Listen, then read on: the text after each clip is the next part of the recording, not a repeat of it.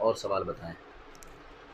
ابھی اس میں جو مجھے حیرانی ہو رہی ہے وہ یہ ہے کہ جو اصل جو مدعا ہے جو دین اسلام کا، اور جو اصل مدعا ہے کہ عبادت، اخلاق، تقویٰ، یہ تو کہیں سائڈ میں رہ گیا ہے، ہاں اور جو اصل ہم نے کسی اور چیز کو اصل مسئلہ بنا دیا ہے۔ دیکھیے، اہل سنت والجماعت کا جو فتویٰ دینا، لوگوں کو سمجھانا، مدعا یہی ہے کہ اس کی نماز قبول ہو۔ غور کریں، جی نماز ایک ہی شرط پہ قبول ہے جب دل میں عشق رسول ہے۔ جی بغیر عشق رسول کے نماز قبول نہیں ہے۔ بالکل، متقی بن ہی نہیں سکتے آپ، پرہیزگار بن ہی نہیں سکتے، اللہ کو راضی کر ہی نہیں کچھ سکتے، بھی نہیں ہو سکتا ہے اگر بالکل نہیں۔ عشق اور رسول نہ ہو۔ ایک ہی اہل سنت والجماعت ہے، جماعت ایسی ہے جو عشق رسول پیدا کرتا ہے دل میں، آپ کو عشق رسول کے بارے میں بتاتا ہے کہ آپ عشق رسول پیدا کر کے اللہ سے مانگیں، نبی کا وسیلہ لے کر اللہ سے مانگیں۔ باقی کوئی ایسی جماعت، کوئی ایسا فرقہ بتا دیں تو یہ کہتا ہو کہ اپنے دل میں عشق رسول پیدا کر کے اللہ سے مانگو، نہیں، وہ سیدھا کہتا اللہ ہی سے مانگو۔ کیا ہے محمد، کیا ہے صحابہ، کیا ہے اولیاء؟ اہل سنت والجماعت کا یہی مطلب ہے، اس کا کہنا یہی ہے کہ آپ نماز پڑھ رہے ہیں، بالکل پڑھیں، اللہ کا ذکر کریں، نماز کا سوال پہلے ہوگا، نماز پڑھیں، آپ اللہ کا ذکر خوب کریں، پر آپ چاہتے اس میں خشوع اور خضوع آ جائے، دل لگی آ جائے، تو دل میں عشق رسول پیدا فرما لیں۔ جس دن عشق رسول ہو جائے گا آپ کے دل میں تو آپ یقین جانیں دنیا بھی آپ کی کامیاب ہے اور آخرت بھی آپ کی کامیاب ہے۔ اور جس دل میں عشق رسول نہیں ہے بالکل، بے شک، وہ اس کی نہ نماز قبول ہے، نہ روزہ قبول ہے، نہ زکوٰۃ قبول ہے۔ جس ہستی کے ذریعے ہمیں یہ سب خزانے ملے ہیں، ہاں، اگر ہم اس ہستی سے عشق نہیں کر سکتے تو پھر ہم ہمارا حاصل نہیں کچھ نہیں۔ اللہ نے ہمیں وجود اس لیے بخشا، ہم دنیا میں اس لیے آئے کہ اللہ کی عبادت کرے، اس کے رسول کی اطاعت کرے۔ جی، پر اللہ کی عبادت تو کر رہے ہیں کچھ لوگ، رسول کی اطاعت نہیں کر رہے ہیں، تو نہ آپ کی نماز قبول ہے، نہ آپ کا روزہ رسول قبول ہے۔ اللہ کی اطاعت ہی رستہ ہے وہی اللہ راستہ کی ہے۔ عبادت کا، کیونکہ انہی کے ذریعے ہم کو سب پتہ چلا ہے۔ اللہ تعالیٰ نے خود تو آ کے ہم کو نہیں بتایا نہیں، کہ یہ میں ہوں اور یہ میری کتاب ہے، جیسے یہ رسول اللہ صلی اللہ علیہ وسلم کا اب ہی۔ جیسے بدعقیدہ وہابی دیوبندی اہل حدیث اہل قرآن کا کہنا ہے کہ جو دیتا ہے اللہ کرتا ہے، جو کرتا ہے اللہ ہی کرتا ہے، اللہ ہی سے لو، اللہ ہی سے کرو، اللہ ہی سے مانگو۔ بالکل ہم اللہ ہی سے مانگتے ہیں۔ اللہ نے ذریعہ بھی بنایا ہے ہمارے حبیب کو، صحابہ کرام کو، اولیاء کرام کو، جو دین ہمارے تک لے کر آیا، ہم تک دین پہنچایا، وہ ایک ذریعہ تھے، انہیں بھی ماننا پڑے گا۔ بالکل، جب تک انہیں نہیں مانیں گے، جب تک اولیاء کو نہیں، علماء کو نہیں مانیں گے، تب تک اولیاء تک نہیں پہنچ سکتے۔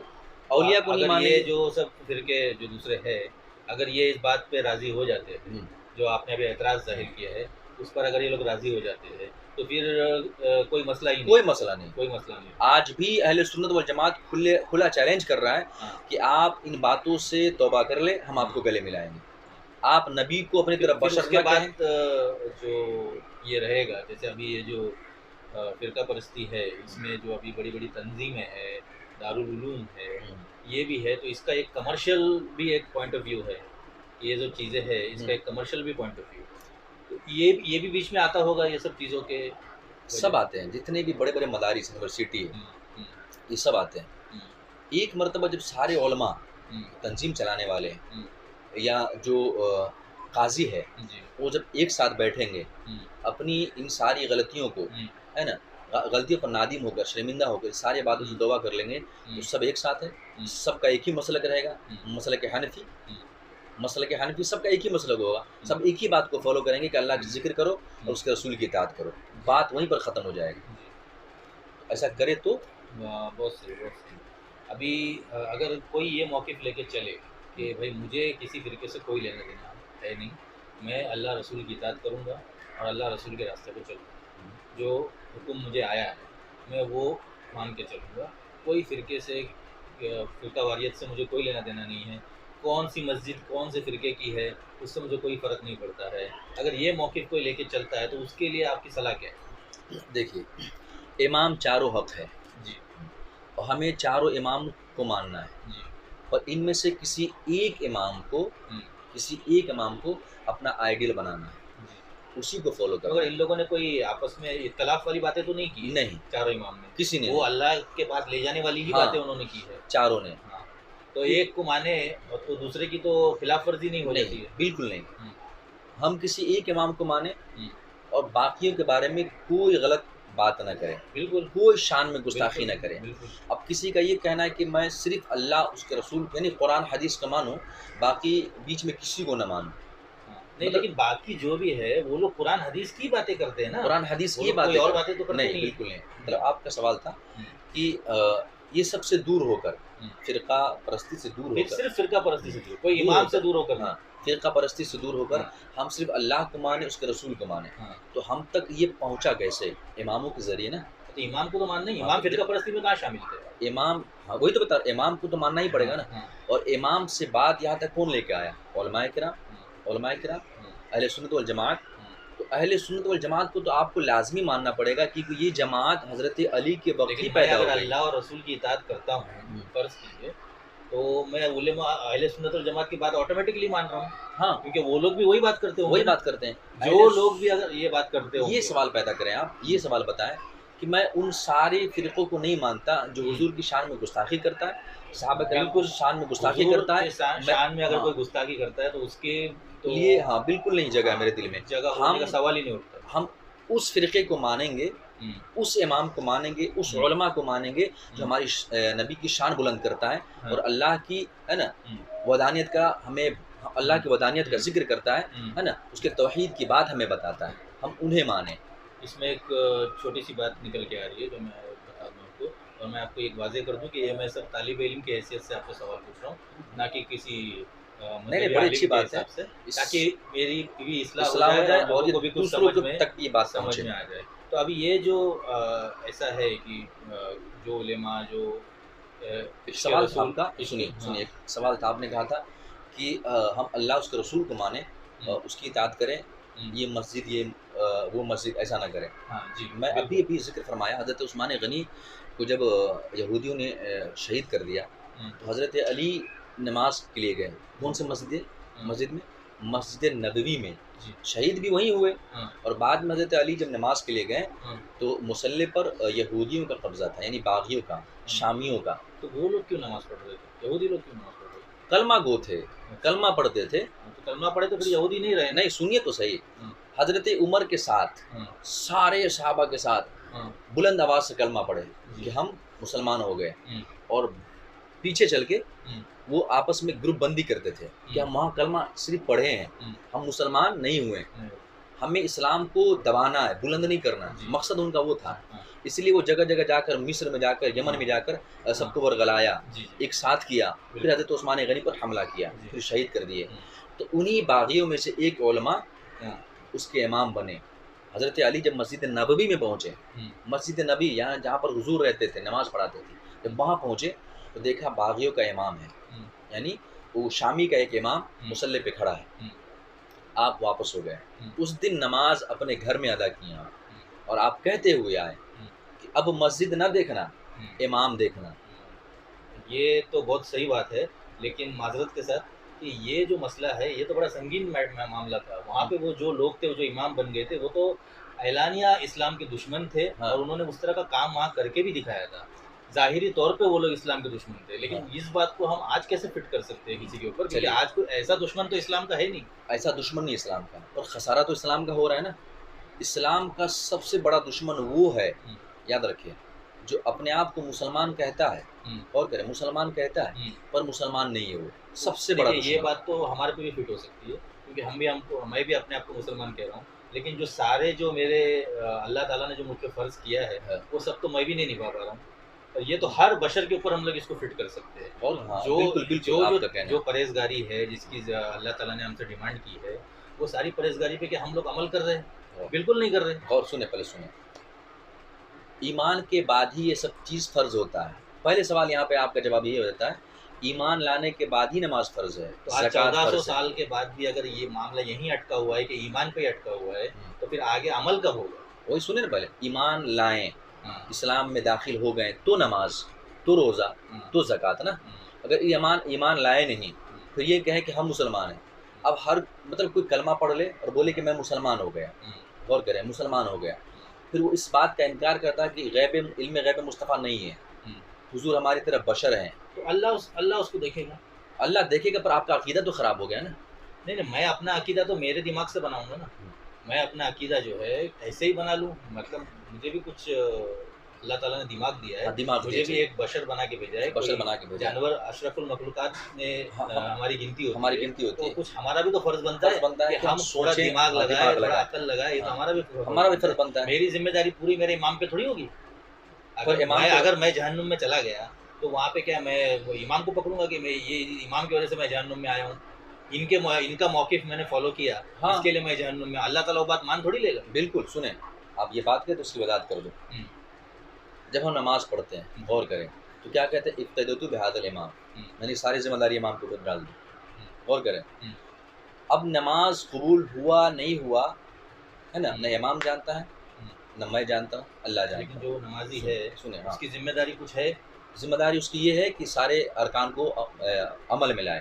غور کریں، سارے اور جو فرائض نیت ہے، جو دل سے جو خلوص ہے، وہ کس کو پیدا کرنا ہے؟ وہ امام کو پیدا کرنا ہے یا نہیں، بشر کو پیدا کرنا ہے؟ مقتدی کو، مقتدی غور کرے، اور ہر نمازی کو وہ خلوص نہیں پیدا کرنا ہے؟ بالکل سارے نمازی کو خلوص پیدا کرنا، پھر یہ ذمہ داری ایک ایک کے اوپر ہو گئی، ایک ایک کی ذمہ داری ہوئی، پر جو ہم نماز امام کے پیچھے ادا کی تو پہلے اس نماز کے بارے میں امام سے سوال ہوگا کہ تم نے جو نماز پڑھائی تمہاری نیت غلط تھی، تمہاری نیت میں فطور بھرا تھا، تمہاری وجہ سے سب کی نمازیں خراب ہو گئی، تو امام کی پکڑ ہوگی وہاں پر۔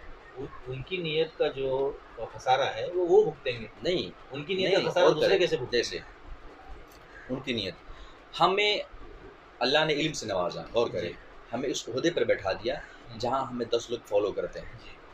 10 لوگ وہ لوگ ہیں جو کچھ جاننے والے ہیں، کچھ نہ جاننے والے ہیں۔ جاننے والے ہیں تو کچھ فالو کرنے کے بعد خود بھی دماغ لگاتے ہیں، کچھ نہ جاننے والے جو دیکھتا ہے عمل کر لیتا ہے۔ تو اس کا گناہ کس کے سر جائے گا؟ اگر میں نے کچھ غلط کر دیا اور میرے ماننے والے بھی غلط کر دیے تو اس کا گناہ کس کے سر جائے گا؟ میرے خیال سے جو ماننے والا ہے اس کا یہ فرض بنتا ہے کہ وہ جو ہے علم حاصل کرے، علم حاصل کرے، وہ علم کی جو ہے یہ نہیں کرے کہ میں علم خرید کے لاؤں، وہ علم کو حاصل کرنے کا اس کا کچھ نہ کچھ بنتا ہے، علم حاصل کرے۔ ابھی کیا ہی نہیں تھا علم حاصل، چلیے پھر وہ بھگتے گا، ساتھ میں امام بھی بھگتے گا نا۔ آپ کو اس عہدے پہ میں نے بٹھایا، اس مسلح پہ آپ کو بٹھایا، آپ کو سارے لوگوں کی ذمہ داری دے دی ہے نا، پھر آپ غلط تھے تب نہ آپ کا مقتدی غلط کیا ہے نا۔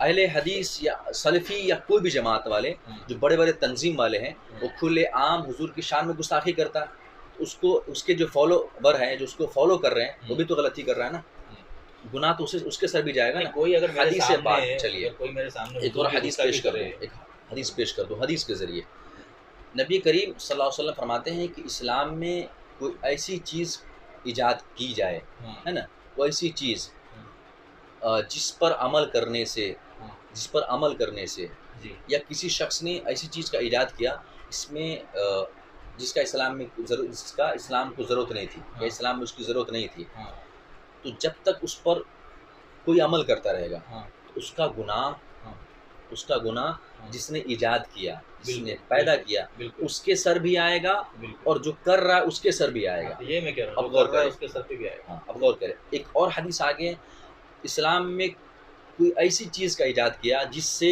مسلمانوں کو فائدہ پہنچے، اسلام کو فائدہ پہنچے، کسی نے ایجاد کر دیا ہے نا، تو اس پر جب تک لوگ عمل کرتے رہیں گے اس کا ثواب ایجاد کرنے والے کو بھی ملے گا اور جو کر رہا ہے عمل اس کو بھی ملے گا۔ تو اگر کوئی امام حضور کی شان میں گستاخی کرنے کے بعد مصلی پہ کھڑا ہوتا ہے، پھر ہم جا کے بولتے اقتدیت بہذا الامام، ہم نے ساری نماز کی ذمہ داری آپ کے سر ڈال دی اور آپ کا عقیدہ خراب ہے، تو نہ آپ کی نماز ہوئی نہ ہم سب کی نماز ہوئی، تو قیامت کے دن سوال پہلے آپ سے ہوگا بعد مقتدی سے ہوگا۔ بالکل بالکل۔ لیکن جو نمازی ہے، یہ جو نماز جو ہے جو نیت سے پڑھنی ہے، جو خلوص سے پڑھنی ہے، جو محبت سے پڑھنی ہے اور جو عقیدت سے پڑھنی ہے، یہ تو ہر نمازی پر فرض ہے نا، ہر نمازی کی ذمہ داری، ہر نمازی تیار پڑھتا ہے، درود پڑھتا ہے، ثنا پڑھتا ہے، وہ تو صرف پڑھتا ہے، پڑھتا تو کوئی بھی پڑھ سکتا ہے، اور ہر نمازی کے دل میں خلوص بھی ہونی چاہیے، محبت بھی ہونی چاہیے۔ اب امام کی ذمہ چھوڑ دیے کہ امام صاحب نماز پڑھائیں اور ہم ہیں مال میں، ہمارا خیال کہیں اور ہے، تو یہ سب بھی حساب آپ سے لیا جائے گا۔ اب جیسے امام خلوص سے پڑھا، غور کرے، امام نے نماز خلوص سے پڑھا، بڑی محبت ہے اس کے دل میں، بڑی عشق رسول ہے، اللہ کا بڑا خوف ہے، نماز پڑھایا اور اچھے طریقے سے پڑھایا، نماز قبول بھی ہو گئی، اور جب حساب و کتاب ہوگا اس میں سے اس کو بھی نکالا جائے گا جو سٹی میں گھوم رہے تھے، جو مال میں گھوم رہے تھے، کیونکہ امام نے تو اپنی ذمہ داری نبھا دی خلوص و محبت کے ساتھ، باقی سارے مقتدی بھی نبھا دیے، اور چند لوگ وہ بھی تھے جو کہیں مال میں تھے، کہیں بازاروں میں تھے، کہیں گھر پر تھے، حساب کتاب کر رہے تو تھے. اس بات سے یہ ثابت ہو جاتا ہے کہ ہر شخص کی کے اوپر ذمہ داری اس کے اوپر ہے، ہے. کوئی دوسرا اس کی ذمہ داری نہیں لے سکتا ہے. اللہ اگر نے میں ایمان حاصل نہیں کر سکا تو میرے ماں باپ یا میرا امام یا کوئی بھی ہے جو وہ اس کی ذمہ داری نہیں لے سکتا ہے. یہ اللہ ذمہ داری نے پوری طرح میرے اوپر ہے. اماموں کے اوپر ذمہ داری یہ ہے گائیڈنس کی. ہاں وہ اعلان کر دے اللہ یہ ہے، اس کے رسول یہ ہے، ہاں اعلان کر دے، اعلان کرتے رہیں، اسلام کی بات بتاتے رہیں. جی.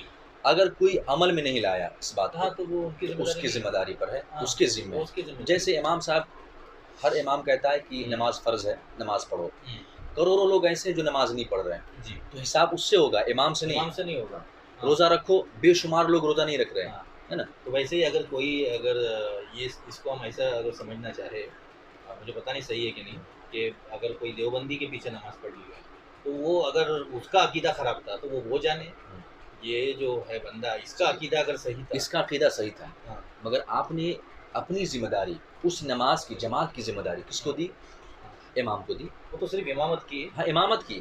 تو اب اس نماز کی بھی ذمہ داری، وہ جو نماز ہم پڑھے ہیں وہ نماز امام کے پیچھے پڑھے ہیں. اب خود امام ہوں گے، یاد رکھیں، خود اگر میں خود پڑھ رہا ہوں تو اپنی نیت الگ ہوتی ہے، اور امام کے پیچھے پڑھ رہا ہوں اس کی نیت الگ ہوتی ہے. اگر امام کے پیچھے ہم پڑھیں تو اقتدا یعنی مقتدی بنے، تو امام کے ذمہ ڈال دیے کہ یہ ہماری نماز آپ کے ذمہ ہے نا، پہلے آپ سے اللہ حساب لے گا، پھر مجھ سے لے گا. اگر میں غلط تھا تو مجھ سے بھی لے گا. ذمہ داری اب آپ کو دے دی. امام کا ہی عقیدہ خراب رہا تو نہ امام کی نماز ہوئی، نہ مقتدی کی نماز ہوئی، کیونکہ امام ہی صحیح نہیں تھا. جیسے غور کریں، چلیے آپ نے کہہ دیا کسی مسجد کا امام دیکھنے میں مسلمان ہے، شکل و صورت مسلمان ہے، پر ایمان نہیں لیا، کافر ہے. غور کریں، کافر ہے اور مصلی پر ہے، وہ کسی کو پتہ نہیں، لوگ نماز پڑھ رہے ہیں، دھڑا دھڑ اس کے پیچھے جا کے نماز پڑھ رہے ہیں، ہے نا. اللہ نے انسان کو عقل و شعور دیا، سمجھ دی کہ پتہ کرو، کسی کے ہاتھ پر ہاتھ رکھتے تو معلوم کر لو، ہے نا، کیسے ہے، کیا ہے. وہ نہیں گئے، نماز پڑھ کے آ گئے، بعد میں معلوم چلا کہ وہ کافر تھا، امام کے لائق تھا ہی نہیں. تو اب کس کے ذمہ آئے گا؟ دونوں کے ذمہ. اس کے ذمہ. دوسرا، آپ کو اللہ نے عقل و شعور دیا تھا، سمجھ دی تھی نا، تو ہم کسی کے دل کا حال کیسے جان سکتے ہیں؟ معلوم کر سکتے تھے نا امام کا عقیدہ کیسا ہے، کیسے جان سکتے ہیں؟ معلوم کرتے، پوچھتے بیٹھتے ان کے پاس. ابھی جو اگر یا رسول اللہ کہنے والا تھا، رسول سے عشق کرنے والا تھا تو نماز پڑھ لیتے، کوئی حرج نہیں تھا. عشق رسول، وہی تو حضرت علی نے کہہ دیا کہ اب مسجد نہ دیکھنا، امام کو دیکھنا. اگر عشق رسول اس کے دل میں ہے تو ہی اس کے پیچھے نماز پڑھنا. وہاں تو وہ دشمن تھے نا، وہ کھلے دشمن تھے، پر کلمہ گو جنگ لڑ رہے تھے، وہ تو مرڈر کر رہے تھے، کیا کیا کر رہے تھے، وہ تو کھلے دشمن تھے. وہ یہودیوں کی سازش تھی. جو رومی قتل کیے، جو باغی قتل کیے، وہ بھی مسلمان کہلاتے تھے، مسلمان ہی تھے وہ بھی. غور کرنے کی بات ہے، جو شہید کیے یہودی کی سازش میں آ کر شہید کیے، مصری تھے، رومی تھے، شامی تھے، وہ لوگ مسلمان ہی تھے، پر باغی ہو گئے تھے خلافت کے لیے. یا عبداللہ ابن افراتفری کا ماحول اگر ابھی فی الحال ہو، عبداللہ، ہاں تو یہ بات سمجھ میں آتی ہے. عبداللہ ابن سبا کی وجہ سے وہ سب کے دل میں مطلب ایک وسوسہ پیدا ہو گیا تھا کہ بھائی یہ صحیح نہیں ہے، وہ صحیح نہیں ہے. تو حضرت علی نے کہہ دیا کہ اب اس کے پیچھے نماز نہ پڑھنا جس کا ایمان خراب ہو، جس کا عقیدہ ہی خراب ہو، جس کے دل میں عشق رسول نہ ہو، ایسوں کے پیچھے نماز نہیں پڑھنا ہے. اشارتاً وہی کہہ دیا آپ نے. لیکن فی الحال ابھی تو ایسی افراتفری کا ماحول نہیں چل رہا ہے نا. کوئی عبداللہ ابن سبا ہو، نہیں یا جنگ ہو رہی ہے، یا خلافت کا کوئی معاملہ چل رہا ہے، یا مسجد نبوی میں قتل ہو رہا ہے، وہ بھی ایسا تو کوئی معاملہ فی الحال کوئی مسئلہ نہیں ہے. تو ہمیں ایسے اتنا سیریس کیوں ہونا چاہیے اس کو لے کر؟ سیریس اس لیے ہونا چاہیے کہ ایمان کا مسئلہ یہاں پر ہے. تو ایمان تو خود ہر ایک شخص کی ذمہ داری ہے. ہر ایک میرا ایمان میری ذمہ داری. چلیے مان لیے آپ کا ایمان آپ کے سر، آپ کی ذمہ داری. میں آیا، میں حضور کی شان کی بات کی، آپ مان لیے، ماشاءاللہ اچھی بات ہے. پھر دوسرا کوئی وہاں بھی آیا، پھر آپ کو حضور کی شان الگ طریقے سے بتا دیا، اس بات کو بھی مان لیے. غور کرنے والی بات ہے. تو پہلے جو مانے اس بات کو مان کے آپ نے ختم کر دیا، آپ دوسرے والے کو فالو کرنے لگے.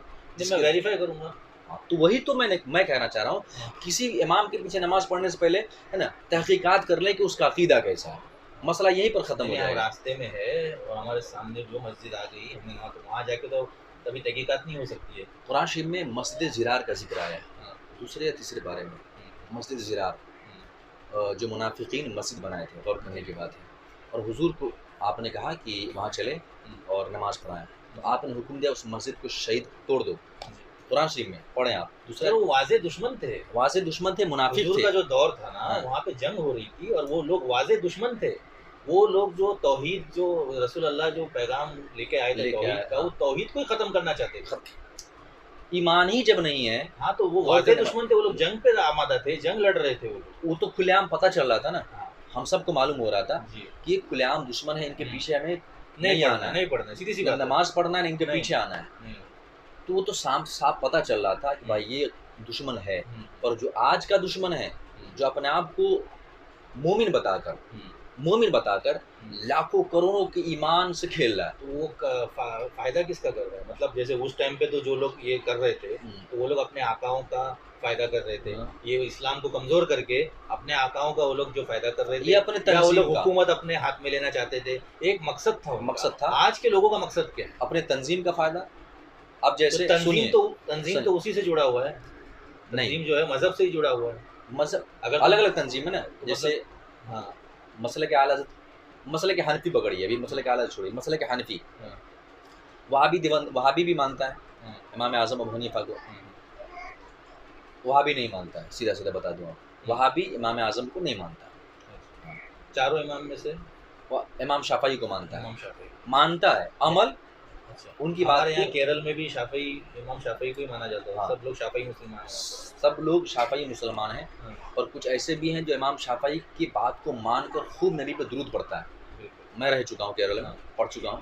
کچھ لوگ ایسے ہیں جو حضور کی شان میں خوب گستاخی کرتا ہے، شافعی مسلک کے لوگ، جسے جو اپنے آپ کو سلفی کہتا ہے، وہابی کہتا ہے. امام اعظم کے ماننے والے سنی، ہم اہل سنت والجماعت والے، ایک دیوبندی بھی ہے جو امام اعظم کی بات کو پڑھتا ہے، عمل میں نہیں لاتا.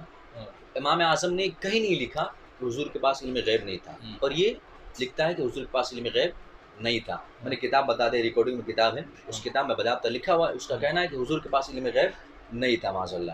تو جس کا یہ عقیدہ ہو کہ حضور ہماری طرح ہو، حضور کے پاس علم غیب نہیں ہے، اس کے پاس ایمان نہیں ہے. ایمان لانے کے بعد اگر اس بات سے انکار کر رہا ہے تو گویا ایمان لایا ہی نہیں. وہ کلمہ پڑھنے کے بعد، اس لیے بڑے بڑے مفتیان کرام لکھ چکے ہیں کہ ہر کلمہ پڑھنے والا مسلمان نہیں ہے.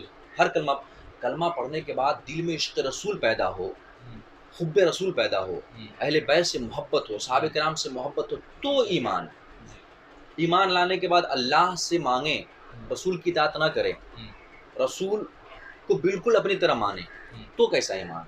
یہ تو نہیں ہو سکتا، بالکل نہیں ہو سکتا. تو اس لیے کہا جاتا ہے علماء اہل سنت والجماعت کو علماء اس لیے بتاتے ہیں، آیت ہے اللہ کی اطاعت کرو، اللہ کے رسول کی اطاعت کرو، معاملہ ختم ہو گیا. اب اس میں یہ کہنا کہ نہیں حضور ہماری طرح ہے تو نہ آپ کے پاس ایمان ہے، وہ بات کا بھی کوئی سر پیر نہیں ہے، کیونکہ میں آپ کی طرح نہیں ہوں.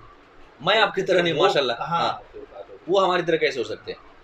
ایک اور حدیث میں پیش کر دوں کہ حضور با کمال تھے، بے مثال تھے. آخری وقت ہے، ہمارے نبی کریم صلی اللہ علیہ وسلم کا حجرے میں آرام فرما رہے ہیں، اور جبرائیل حاضر ہوئے اور صحابہ کرام بیٹھے ہوئے تھے. دیکھیں ہم میں ان میں فرق کتنا ہے. اللہ نے خیر البشر بنا کر بھیجا، اس لیے ہم بتاتے ہیں کہ اللہ نے اگر عقل و شعور دیا ہے تو مسجدوں میں جائیں تو پہلے معلوم کر لیں کہ ان کا عقیدہ کیسا ہے، پھر ہم نماز پڑھیں. ہاں جا کے نماز پڑھ سکتے ہیں، اکیلے تنہا نماز پڑھ سکتے ہیں. عقیدہ کیسا ہے؟ آخری وقت ہے، جبرائیل حاضر ہوئے، ملک الموت بھی آ گئے بے شمار فرشتوں کے ساتھ، دروازے پر کھڑے. اور حضرت جبرائیل نے کہا حضور ملک الموت آئے. دیکھیے ادب، دیکھیے فرشتوں کا ادب. ملک الموت آنے کی اجازت طلب کر رہے ہیں آپ سے. ملک الموت روح نکالنے کے لیے آئے اور اجازت مانگ رہے ہیں. ہم سے کوئی اجازت مانگتا نہیں، دکھتا بھی نہیں ہمیں. اندر آئے، بولا اجازت ہے. آتے سمے آپ نے ملک الموت سلام کیا، السلام علیکم یا رسول اللہ، یا رسول اللہ. ملک الموت اجازت ہے؟ ہاں اجازت ہے، آؤ بیٹھو. کیا بات ہے؟ اللہ چاہتا ہے، غور کریں، اللہ نے کہا ہے اگر میرے حضور کو آنے کی اجازت ہو تو لانا، اگر آنے کی اجازت نہ ہو تو نہ لانا. اس حدیث کو ابھی میں بتا رہا ہوں، بے شمار وہابی دیوبندی جو اپنے آپ کو لکھتا ہے وہ سب ریکارڈ کر کے ڈال دیا نیٹ پہ. اس حدیث کو طارق جمیل کی سن لیں آپ، اور دیگر علماء کی سن لیں، ان کی علماء کی، وہ سب ڈال دیا نیٹ پر. ملک الموت آیا، سلام عرض کیا، بیٹھنے کی اجازت مانگی، بولا کیا بات ہے؟ تو ملک الموت بولتا ہے کہ اللہ کے حکم سے آیا ہوں. اللہ فرماتا ہے اگر میرے حبیب کو آنے کی اجازت ہو تو لانا ورنہ نہیں لانا. حضور مسکرانے لگے حضرت جبریل کی طرف دیکھ کر. فرماتے جبریل کیا کہنا ہے تمہارا؟ تو حضرت جبریل فرماتے ہیں کہ یا رسول اللہ اللہ آپ سے ملنے کو بے قرار ہے, آپ کو دیکھنے کو بے قرار ہے. غور کرنے والی بات ہے, اللہ وہاں سے بھی دیکھ رہا ہے, اللہ وہاں سے بھی سن رہا ہے, اللہ آپ سے ملنے کو بے قرار ہے. پھر اجازت ہوئی, پھر روح کھینچا گیا, آپ کے جسم سے روح کو نکالا گیا. یہاں فرشتے آ کر سلام کر رہے ہیں, روح نکالنے کی اجازت طلب کر رہے ہیں. اگر اجازت ملے تو نکالنا ہے ورنہ نہیں نکالنا ہے. اس قدر آپ کا مقام ہے, اس قدر آپ کی شان ہے, پھر آپ یہ کہیں کہ وہ ہماری طرح ہے, کیسے ہو سکتا ہے؟ ہم سے فرشتے سلام بھی نہیں کرتے, ہمیں دکھتے بھی نہیں ہیں. نہیں میرے خیال سے تو اس بات پر تو کوئی بحث ہی نہیں ہو سکتی ہے. بالکل نہیں ہو سکتی. اس بات پہ بحث کرنا ان کی شان کی گستاخی ہے. پھر ایسا کرنے پہ آ جائے کہ یہ وہ کیسے ہمارے سے بڑے ہیں, یہ اگر ہم کو ثابت کرنے کی ضرورت پڑے تو یہی گستاخی, سب سے بڑی گستاخی ہے اور بے عقلی کہا جائے اس کو. مجھے نہیں لگتا کہ اس کو ثابت کرنے کے لیے کچھ ہے. بے عقلی کہا جائے. اگر کوئی یہ کہتا ہے کہ حضور ہماری طرح تو بے عقلی بیوقوف ہے. بالکل عقل نہیں اس کے پاس. اللہ نے عقل و شعور دیا پر عمل میں نہیں لایا وہ. اسی لیے کہا گیا کہ آپ اللہ نے اگر عقل و شعور دیا ہے, سوچ سمجھ دی ہے, تو سوچ سمجھ کر ہی امام چنیں, امام کے پیچھے جائیں, کیونکہ ہمارے نماز کا سارا مسئلہ امام کے سر جائے گا.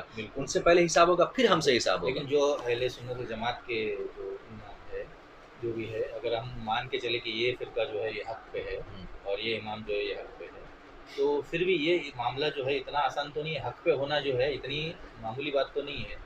بہت ساری پرہیزگاری کی اس میں ضرورت ہوتی ہے اور بہت مشکل راستہ ہے وہ. تو ہر امام نے وہ راستہ طے کر لیا ہے, وہ پرہیزگاری پا لی ہے, یہ تو کوئی ضروری نہیں ہے. بالکل نہیں. ان کے اندر بھی پرہیزگاری کا مسئلہ اپنے ذمے, غور کریں, پرہیزگاری کا مسئلہ اپنے ذمے. پرہیزگاری ہمیں خود سے پیدا کرنا ہے. تو ایمان تو اسی سے جڑا ہوا ہے.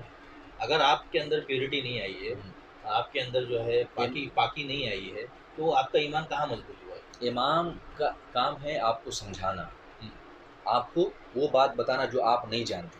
ٹھیک, اب جان گئے آپ, تو نماز کو عمل میں لانا آپ کا کام ہے. جی. پرہیزگاری پیدا کرنا آپ کا کام ہے. نفس پہ کنٹرول کرنا جو آپ آپ نے کہا کہ امام کا جو ہے پورے مسلم ایمان کا ہونا اس کا بہت ضروری ہے. ہاں بہت ضروری ہے. تو وہ کیسے پتہ چلے گا؟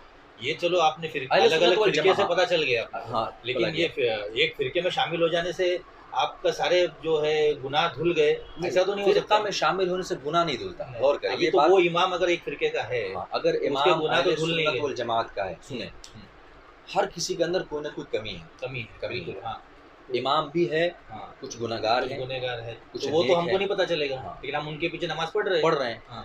وہ گناہ جو کیا ہے, غور کرے, وہ جو گناہ کیا ہے اپنے ذمے کیا ہے, اپنے سر کیا ہے, اس کا حساب اسے دینا ہوگا. اور نماز کا مسئلہ آپ سے امام سے دونوں سے جڑا ہوا ہے. دونوں سے جڑا ہوا ہے. جیسے ہم نماز کی ذمہ داری لیے نماز پڑھائیں, ہمارے پیچھے ہزاروں لوگ نماز پڑھ رہے ہیں ماشاءاللہ, تو قیامت کے دن ہم سے سوال ہوگا کہ نماز مصلی پہ کھڑے ہو کر تم کہاں تھے, تم کہاں تھے؟ مقتدی تو مسجد میں تھے, میرے خوف میں ڈوبا تھا, تم کہاں تھے؟ تو اب امام پکڑا گیا, وہاں تو وہ بچ گئے, ہے نا. اب امام صحیح رہا, غور کرے, امام صحیح رہا, یا امام کوئی ایسی غلطی کر چکا پہلے, ہے نا, جو گناہ اس کے سر لکھا گیا, تو اس کا مسئلہ ہے, وہ اس کا مسئلہ ہے, اس کی سزا اسے ملے گی. اور امام جب بن گیا ہے, اللہ سے توبہ کر کے, اللہ کی بارگاہ میں توبہ کر امام مصلی کو سنبھال لیا, تو دونوں کو صحیح ہونا ضروری ہے. اس میں سے کوئی ایک خراب ہوا, جیسے مقتدی, کوئی جانکار ہے, کوئی انجان ہے, نہیں جانتا ہے, پھر بھی ہم ذمہ ڈال دیں امام کے اوپر. ہمیں یہ امید ہوتی ہے کہ ہم نماز اس لیے اس امام کے پیچھے پڑھ رہے ہیں کہ اللہ اس کی نماز کو قبول کر رہا ہے, ہماری نماز کو قبول کر لے, کیونکہ یہ امام متقی پرہیزگار ہے, اس لیے ہم اس امام کے پیچھے نماز پڑھ رہے ہیں, اس شوق سے جاتے ہیں. تو کچھ مقتدی ایسے بھی ہوتے ہیں جس کے اندر بڑی خرابیاں ہوتی ہیں, پر نماز کا مسئلہ اس کے سر ڈال دیا جاتا ہے, امام کے سر, تو امام سے حساب ہوگا. بالکل اس وقت اس کے نماز کا امام سے حساب ہوگا, امام کی نماز قبول, ہے نا.